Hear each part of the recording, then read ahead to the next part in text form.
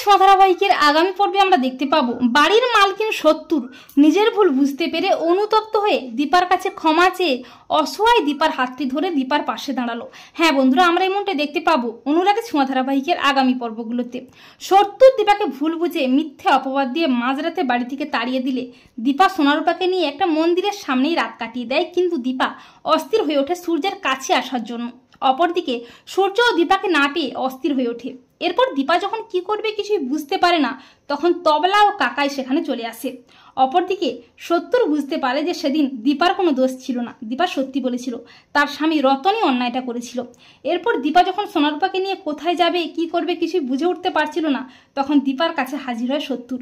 সত্তর দীপার পা ধরে ক্ষমা চেয়ে অনুতপ্ত হয়ে বলে, আমার ভুল হয়ে গেছে, তুমি আমাকে ক্ষমা করে দাও, তোমার মেয়েদের নিয়ে আমার বাড়িতে ফিরে চলো। এমনকি রতনকেও দীপার পা ধরে ক্ষমা চায়। সত্তর বলে, দীপা তোমাদের আমি মাথায় করে রাখবো, আর আমি থাকতে তোমাদের গায়ে কোনো আঁচড়ও লাগতে দেবো না।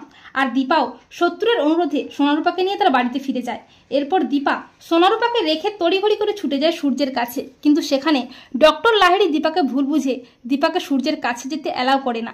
তো বন্ধুরা, তোমরা এটাই চাও তো যে দীপা যেন সমস্ত বাধা উপেক্ষা করে সূর্যের কাছে পৌঁছে সূর্যকে সুস্থ করে তুলতে পারে? কমেন্ট করে জানিয়ে দাও তোমাদের মতামতটি।